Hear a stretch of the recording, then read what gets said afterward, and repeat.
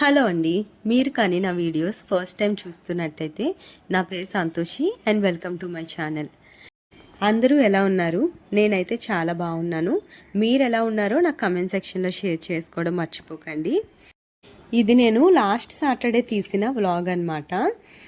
ఎప్పటి నుండో అనుకుంటున్నాను paneer curry and roti prepare చేయాలి అని చెప్పేసి. ఇంకా ఈ రోజుకైతే నాకు అయింది. ఎస్టర్డే ఫ్రైడే నేను మార్కెట్కి వెళ్ళి పన్నీర్ అయితే తీసుకొని వచ్చాను. ఇంకా ఈరోజు కొంచెం స్పెషల్గా పన్నీర్ అండ్ రోటీ అయితే ప్రిపేర్ చేద్దామని అనుకున్నాను. చాలా డేస్ నుండి ఇంట్లో గోధుమ పిండి లేదు. అయితే ఆడిద్దామని చెప్పేసి గోధుమలు కొన్నాము, కానీ అలా వర్షం పడుతూనే ఉంది. ఎండలో వేసి అవి ఆడించడానికి కూడా అస్సలు టైం దొరకలేదన్నమాట. ఇంకా నిన్ననే గోధుమ పిండి కూడా ఆడించేసి తీసుకొచ్చేసాము. ఆ గోధుమ పిండి చూడగానే ఇంకా రోటీ పన్నీర్ కర్రీ అయితే గుర్తొచ్చేసింది. ఇంక ఎలానో సాటర్డే కదా, రేపైతే ప్రిపేర్ చేసుకుందాము అనుకున్నాను. ఇంకా నైట్ ఈ రైస్ అయితే ఉండిపోతుంది కదా, మార్నింగ్కి ఇవి నీరు పట్టేసినట్టుగా అయిపోతుంది అనమాట. దాంట్లో నేను నైటే కొంచెం గంజి కానీ లేదంటే వాటర్ కానీ వేసేసి పెట్టేస్తాము.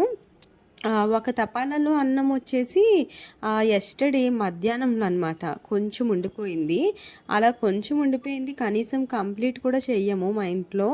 అనుకుంటాం కానీ మళ్ళీ అందరికీ కూడా వేడన్నమే తినాలనిపించి నైట్ వేడన్నం వేసేసుకుంటాము. ఇంకా మధ్యాహ్నం మిగిలిపోయింది ఏదైనా కొంచెం ఉంటే అది అట్లానే వదిలేస్తాము. ఇంకా అవి 2 తపాలాలు ఖాళీ చేసేసి కొంచెం వాటర్ వేసి నానపెడితే సామాన్లు కడగడానికి వచ్చిన ఆవిడకి అయితే కాస్త ఈజీగా ఉంటుందని చెప్పేసి లేవగానే డిషెస్ అన్నీ కూడా ఖాళీ చేసేస్తా అనమాట. ఇంకా నైట్ కర్రీ కూడా కొంచెం మిగిలిపోతే అది వేడి చేసేసి అది కూడా గిన్నెలోకి అయితే తీసేసుకున్నాను. ఇంకా ఇదేనండి గోధుమ పిండి చెప్పాను కదా, నిన్ననే ఆడించి అయితే పెట్టుకున్నా అని చెప్పి. ఇక ఈ గోధుమ పిండిలో 1 కేజీ వరకు జొన్నలు యాడ్ చేసింది మా అక్క ఆడించింది అనమాట. ఒక 3 కేజీస్ వరకు గోధుమలు అండ్ ఇంకొక కేజీ జొన్నలు. అవి కూడా జొన్నలు చాలా డేస్ అయిపోయింది తీసుకొని, అవి ఎందుకు యూజ్ చేయట్లేదు, అలా ఇంట్లోనే ఉండి కొంచెం పురుగు పట్టేసినట్టు అలా అయిపోతున్నాయి అని చెప్పి కొంచెం వాటిని బాగు చేసేసి ఈ గోధుమల్లో అయితే కలిపేసింది అనమాట. కాకపోతే ఇక్కడ వచ్చిన ప్రాబ్లం ఏంటంటే ఇవి గోధుమతో చేసిన రొట్టెలు ఏవైతే ఉన్నాయో అవి చాలా గట్టిగా అనిపించాయి తినేటప్పుడు. వేడిగా తినేటప్పుడు అంతగా అనిపించలేదు, కానీ చల్లగా అయినప్పుడు మాత్రం కాస్త గట్టిగా అయితే అయిపోయాయి. ఇంకా అనుకున్నాము ఇంకొకసారి ఇలా జొన్నలు అవి యాడ్ చేయకూడదు, నార్మల్ ప్లెయిన్ గోధుమతోనే గోధుమ పిండి అయితే ఆడించుకోవాలని చెప్పి. మేము గోధుమ పిండి అయితే బయట నుండి ఎప్పుడు కొనుక్కోము. గోధుమలు కొనుక్కొని వాటిని బాగు చేసి ఎండలో ఎండబెట్టి అప్పుడు అవి మిల్లుకి అయితే ఇచ్చి ఆడించుకుంటాం అన్నమాట. ఎప్పుడు ఇలానే చేస్తాము. అది అయిపోయిన తర్వాత మళ్ళీ గోధుమలు కొనుక్కుంటాం అన్నమాట. నేనైతే గోధుమ పిండి ఎప్పుడు బాగానే కలుపుతాను, కాకపోతే నేను కలిపిన పిండి ఎప్పుడు కూడా గట్టిగా ఉంటుంది, నువ్వు సరిగ్గా కలపవని చెప్పేసి మా ఇంట్లో వాళ్ళు అంటూ ఉంటారు. అందుకని వాళ్ళు అంటున్నారు కదా అని పక్క నుండి చెప్తుంటే ఇంకాస్త వాటర్ ఎక్కువగా వేసేసాను. అది కాస్త పిండి బాగా పలచనైపోయిందంట. నేను కలుపుతున్నప్పుడైతే బాగానే ఉంది టెక్స్చర్ చూడండి. ఇంకా ఇలానే నేను సైడ్కి పెట్టేసుకున్నాను కాసేపు నానబెడదామని చెప్పి. కాకపోతే ఈరోజు నేను అనవసరంగా ఈ పన్నీరు రోటీ ప్రోగ్రాం పెట్టుకున్నానని అయితే అనిపించింది. చాలా చాలా టైం పట్టేసింది. నేను ఫైనల్గా అసలు రోటీలు ప్రిపేర్ చేయలేదు, పన్నీర్ కర్రీ కూడా కంప్లీట్ చేయలేదు, మధ్యలోనే ఆపేశాను. ఏమంటే నాకు అస్సలు టైం సెట్ అవ్వలేదు. ఇంకా నేను ఇవి చేసేసరికి 8 o'clock అయితే అయిపోయింది, 8-10 అలా అయిపోయింది. నేను ఇంకా రెడీ అయ్యి 9 o'clockకి ఆఫీస్లో ఉండాలి. అంటే ఇంటి దగ్గర ఉండే 8:30కి 8:20కో స్టార్ట్ అవ్వాలి. ఇంకా ఆ టైం అయ్యేసరికి నాకు టెన్షన్ వచ్చేసింది, లేట్ అయిపోతానేమో అని చెప్పి. ఇంకా మా అక్కకి ప్రిపేర్ చేసేయమని చెప్పి నేను బయట ఏదైనా కొనేసుకుంటానులే లంచ్ అని చెప్పేశాను. ఇంకా మా అక్క ప్రిపేర్ చేసేసరికి ఆ పిండి కాస్త ఇంకా పలచనైపోయిందంట.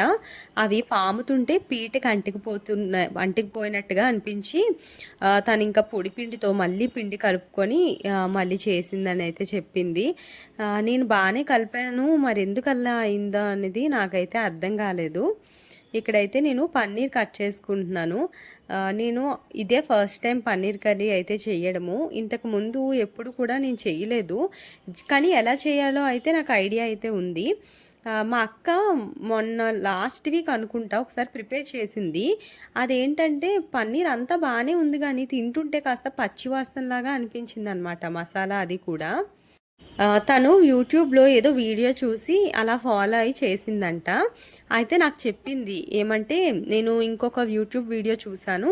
ఈసారి నువ్వు ఆ మెథడ్‌లో ట్రై చెయ్యు. చాలా బా వస్తదేమో అని అనుకుంటున్నాను" అనింది.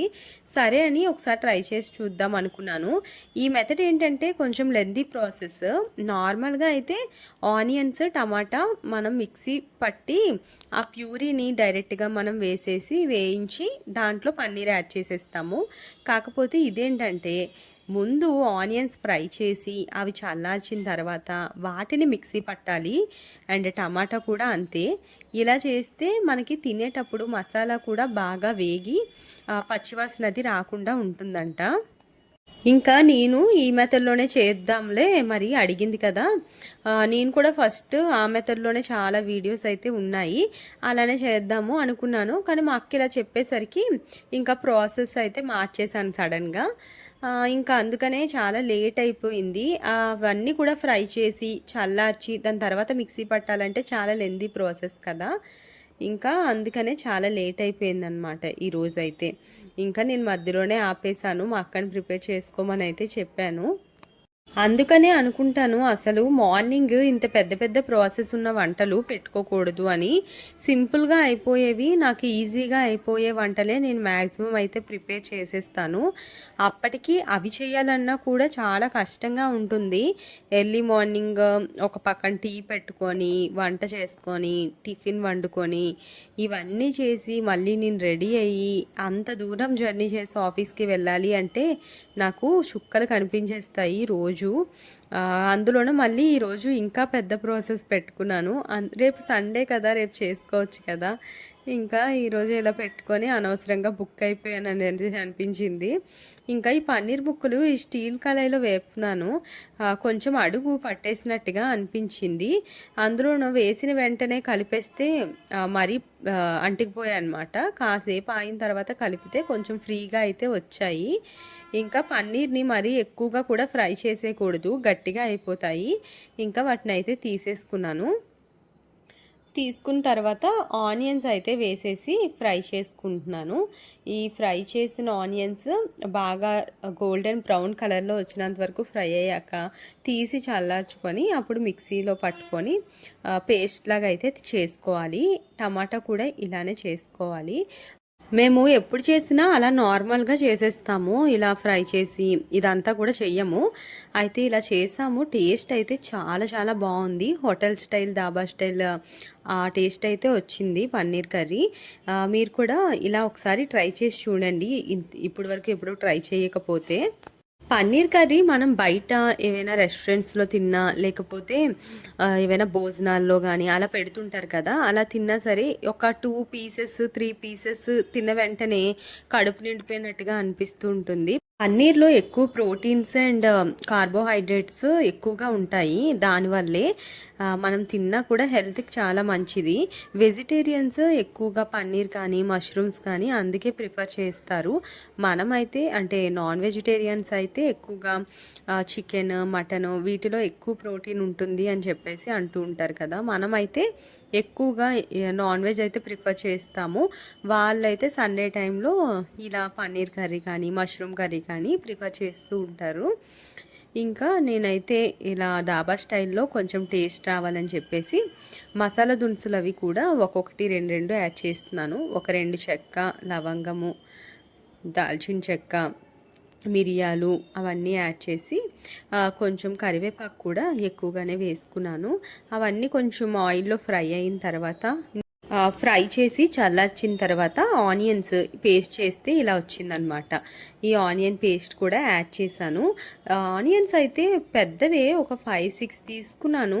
అవి వేపి పేస్ట్ చేస్తే ఎంత తక్కువ వచ్చిందనిపించిందో. అసలు మా ఇంట్లో 6 మెంబర్స్ ఉంటాము. మాకేమీ సరిపోదు ఈ కర్రీ అనిపించింది. ఈసారి కానీ చేసుకుంటే కొంచెం ఎక్కువ ఆనియన్స్, టమాటా అయితే తీసుకోవాలి. ఎంత ఆయిల్ వేస్తున్నా సరే అసలు ఈ స్టీల్ కళాయి అలా మాడుతూనే ఉంటుంది. నేను ఎంతలా కలుపుతూ ఉన్నానో అలా కలుపుతూనే ఉన్నాను ఈ మసాలా మిక్సర్స్ అవి కూడా. మరి ఎందువల్ల తెలీదు. నార్మల్ కళాయి అయినా పర్వాలేదు, అసలు అంతగా అడుగు మాడదనమాట. ఈ స్టీల్ కళాయి అలా ఎక్కువ మాడిపోతూ ఉంటుంది ఈ మధ్య. ఏ కూర చేసినా ఇలానే ఉంటుంది. మరి స్టీల్ కళాయిలో ఇలానే ఉంటుందా? నాకు కింద కామెంట్ సెక్షన్లో చెప్పండి. నాకైతే తెలీదు అంతగా. ఇదైతే మేము తీసుకొని ఒక 1 ఇయర్ అలా అవుతుంది. స్టీల్ కళాయి అయితే తీసుకున్నాము. ఎక్కువ ఫ్రై కర్రీస్ అలాంటివి ప్రిపేర్ చేస్తాము. కొంచెం మందంగా ఉంటుంది కదా, మాడదు అని చెప్పి. కానీ ఇది కూడా ఎక్కువ మాడుతూ ఉంటుందన్నమాట. ఇంకా నేను ఇక్కడ టమాటా ప్యూరీ కూడా యాడ్ చేసేసుకొని బాగా మిక్స్ చేస్తున్నాను. ఇలా చేసుకుంటే అసలు మనకి చాలా బాగుంటుంది గ్రేవీ కూడా. ఇక ఈ గ్రేవీ ఇంతవరకు ప్రిపేర్ చేశానంతే. ఇంకా పన్నీరు, కారము, ఉప్పు యాడ్ చేసుకొని దించేయడమే. ఇంకా టైం చూస్తే 8-10 అయిపోయింది. ఇంకా గబగబా నేనైతే ఫ్రెష్ అవ్వడానికి వెళ్ళిపోవాలి. అక్క నువ్వు చూసుకో ఈ కర్రీ అని చెప్పేసి నేనైతే రెడీ అవ్వడానికి అయితే వెళ్ళిపోతున్నాను. ఇంకా వెళ్ళి వచ్చేసరికి మా అక్క ఏంటంటే, ఇంత చేసావు కదా, ప్రిపేర్ చేసి నేనే కట్టేస్తానులే అని చెప్పేసి నేను వచ్చేసరికి మొత్తం కర్రీ అంతా కూడా చేసేసి రోటీలు కూడా నా కోసం 2 చేసేసి పేపర్లో కట్టేసి బాక్స్కి ప్రిపేర్ చేసేసింది. నాకు చాలా హ్యాపీ అనిపించింది. ఎందుకంటే ఈరోజు ఎలా అయినా తినాలి అని అయితే అనుకున్నాను. ఇంకా తను ఫినిష్ చేసేసి నాకు బాక్స్ కట్టేసరికి చాలా హ్యాపీ అనిపించింది. ఇంకా తీసుకొని అయితే వెళ్ళిపోయాను ఆఫీస్కి. మా అమ్మ కూడా ఇక్కడ హెల్ప్ చేస్తుంది. నాకు ఒక పక్క బాక్స్ కవర్ అయితే కడుతుంది అనమాట. అది ఒక్కొక్కసారి కర్రీ అటు ఇటు అయినా ఒలిగిపోకుండా ఉండాలని. ఇంకా నేను ఆఫీస్కి అయితే స్టార్ట్ అయిపోయాను. వెళ్ళే రూట్లో ఎంత ధూళి ఉంటుందంటే అసలు నేను స్కార్ఫ్ కట్టుకొని చేతులకి గ్లౌజెస్ వేసుకొని ఎంత వెళ్ళినా సరే అసలు లోపలికి వెళ్ళిపోతూనే ఉంటుంది. చాలా దారుణము ఈ పొల్యూషన్ అయితే ఈ వెళ్ళే రూట్లో. ఇంకా నేను ఈ పక్క నుండే వచ్చాను. ఇక్కడ చూస్తున్నారు కదా, బస్సు ఆ డివైడర్ని గుద్దేసింది. చాలా పెద్ద సౌండ్ వచ్చింది. ఏంటా అని చూస్తే ఇంకా అలా అయింది. ఇంకా నయము, ఇంకా ఏం పెద్ద దెబ్బలేం తగలలేదు, ఎవరికి ఏం కాలేదు. ఇంకా నేను ఆఫీస్కి వచ్చిన తర్వాత మళ్ళీ కిందకి అయితే వెళ్తున్నాను. పన్నీర్ కర్రీ అయితే కట్టేసి క్యారేజ్ కట్టుకొని వచ్చేసాను కదా. టిఫిన్ అయితే ఏం ప్రిపేర్ చేసుకోలేదు. ఇంకా టిఫిన్ తెచ్చుకుందామని చెప్పేసి మళ్ళీ కిందకైతే వచ్చాను. చాలా తక్కువ దూరంలోనే అన్ని షాప్స్ అవైలబుల్గా ఉంటాయి. ఆఫీస్ నుండి ఎక్కడికి దూరంగా వెళ్ళాల్సిన అవసరం లేదు. కిందకి రాగానే మనకి మీల్స్ కానీ, బిర్యానీ పాయింట్స్ కానీ, జ్యూస్ కానీ, టిఫిన్ షాప్స్ అన్నీ కూడా ఇక్కడే ఉంటాయన్నమాట. వైజాగ్లో డాబా గార్డెన్స్ నేను వర్క్ చేస్తున్న ఏరియా. చాలా బాగుంటుంది. అంటే ఎక్కువ దూరం అది వెళ్ళాల్సిన అవసరం అయితే ఉండదు. నేనైతే ఇంకా ఈరోజు దోశ అయితే తెచ్చుకున్నాను. ఎప్పుడు బొండా అయితే తింటున్నాను కదా, ఇంకా ఈరోజు అయితే దోశ తెచ్చుకొని టేస్ట్ చేశాను. ఇది ప్లెయిన్ దోశ తెచ్చుకున్నాను. ఉల్లి దోశ నేను ఎక్కువగా ప్రిఫర్ చేయను, నాకు అంతగా నచ్చదు. ఇంకా బాగుంది ప్లెయిన్ దోశ అయితే. కాకపోతే దోశ చాలా చిన్నగా ఉందనిపించింది, నాకు సరిపోలేదు. కానీ పర్వాలేదు, మొత్తం అంతా ఇంకా తినేసి వర్క్ అయితే స్టార్ట్ చేసేసుకున్నాను. నేను అల్లం చట్నీ ఎక్కువగా తినను, నాకు నచ్చదు. ఇంకా వర్క్ చేసుకున్న తర్వాత అలాగా ఈవినింగ్ అందరం కూడా మంచూరియా, ఇంకా హాట్ చాట్ ఎవరికి ఏది నచ్చితే అదైతే తెప్పించుకున్నాం అన్నమాట. మంచూరియా టేస్ట్ అయితే పెద్దేమీ నచ్చలేదు నాకు. ముందు ఒకసారి తీసుకొచ్చారు పునుకులు హాట్ చాట్ అని, అదైతే చాలా బాగుంది టేస్ట్. అండ్ ఇక్కడ సమోసా చాట్ కూడా చాలా చాలా ఫేమస్, చాలా టేస్టీగా ఉంటుంది. ఇదైతే నాకు పెద్దగా అనిపించలేదు, కానీ ఇంకా ఆకలితో ఉన్నాను, అలాగా తినేసాను అనమాట. ఏంటంటే నేను 5:30కి తింటున్నాను, అప్పుడే ఇంకా ఇంకొక హాఫ్ అన్ అవర్ అయితే ఇంటికి వెళ్ళిపోయే టైము. ఏంటో ఈవినింగ్ అవగానే ఇంకా ఆకలి వేస్తుంది కదా కొంచెం, అలాంటప్పుడు మనం ఇలా ఏమైనా తెప్పించుకొని తింటే కొంచెం బాగా అనిపిస్తుంది. ఇంకా ఇంటికి వెళ్ళేసరికి కూడా కొంచెం టైం ఎక్కువగా పడుతుంది కదా, అందులోన నేను ఇంకా ఈరోజు కొనాల్సిన మార్కెట్ చేయాల్సినవి కూడా చాలా ఉన్నాయి. ఇంకా తినేసి ఈరోజు అయితే ఈవినింగ్ ఇంటికి స్టార్ట్ అయిపోయాను. ఇంకా ఈ వ్లాగ్ ఇంతటితో అయితే ఎండ్ చేస్తున్నాను. ఈ వ్లాగ్ మీకు నచ్చినట్టయితే ప్లీజ్ లైక్ చేయండి, షేర్ చేయండి, నా ఛానల్ని సబ్స్క్రైబ్ చేసుకోండి. ఇంకా మరిన్ని కొత్త కొత్త విషయాలు మీతో షేర్ చేసుకుంటాను. Thank you for watching. Take care. Bye bye.